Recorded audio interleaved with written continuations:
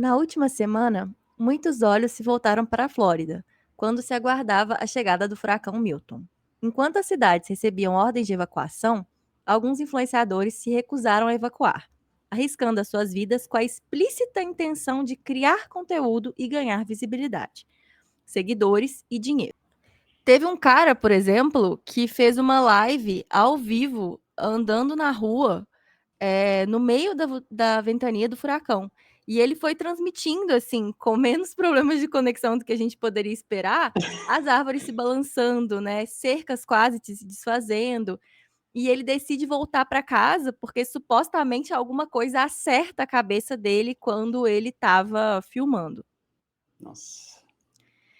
E teve um outro cara que se filmou dentro de um caiaque dentro de casa, enquanto a água subia. E o gênio não desligou a chave de energia da casa dele, assim. Ele fala no vídeo que o quadro de luz e os disjuntores possivelmente já estariam embaixo da água, assim, e o nível da água é realmente muito alto. E nos comentários as pessoas todas, né, obviamente só falam disso: "Por que que você não desligou a luz da sua casa, né, por que que você não desligou a energia?". Considerando, assim, que ele tá dando muito foco pra isso no vídeo, eu acho que a resposta é mais óbvia, né, ele fez isso pra chamar atenção, ele se arriscou Uhum. ainda mais pra ter mais engajamento no vídeo. Léo, tudo isso é muito surreal, né?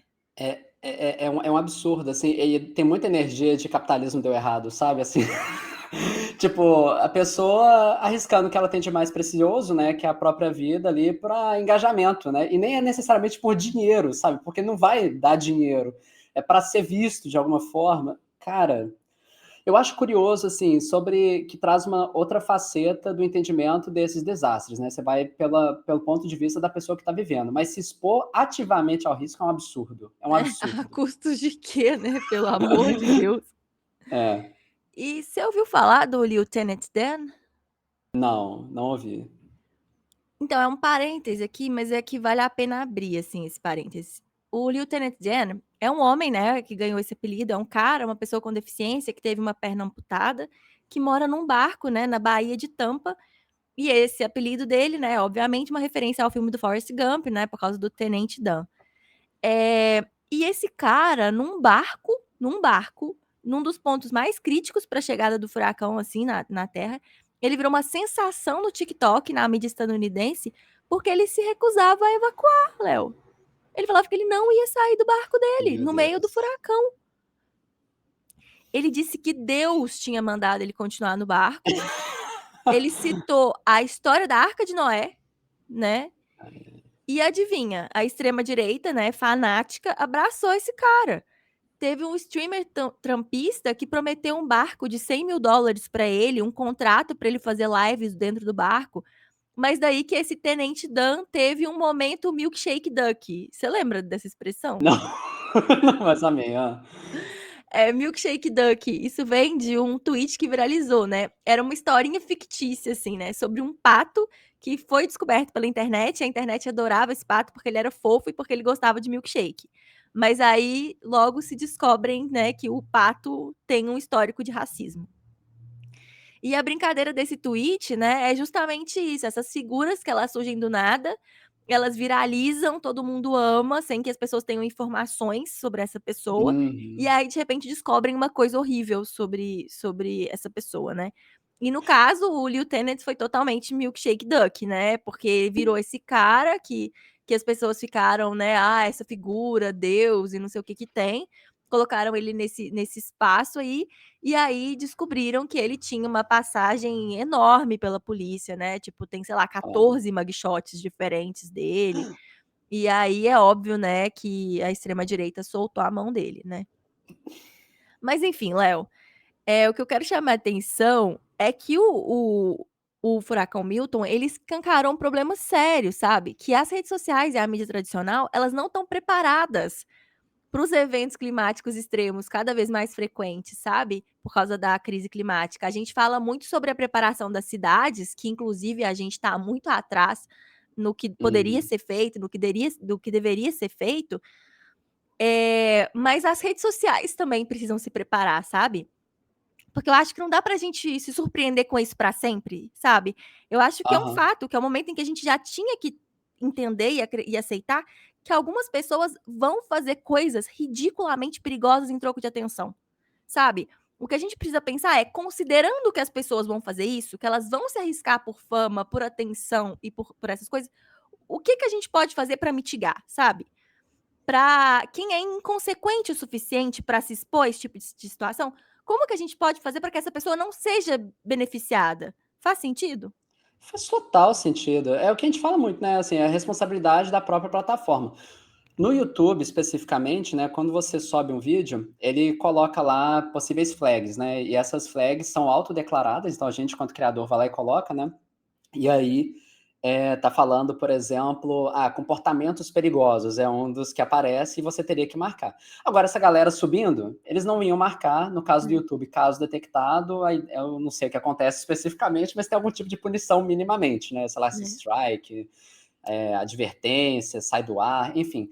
Mas outras plataformas que mais me preocupam até são as de vídeo curto, né? Que eu acho que são muito menos preocupadas com esse tipo de coisa e eu acho, assim, uma total irresponsabilidade. É isso, assim, tem que ter mais.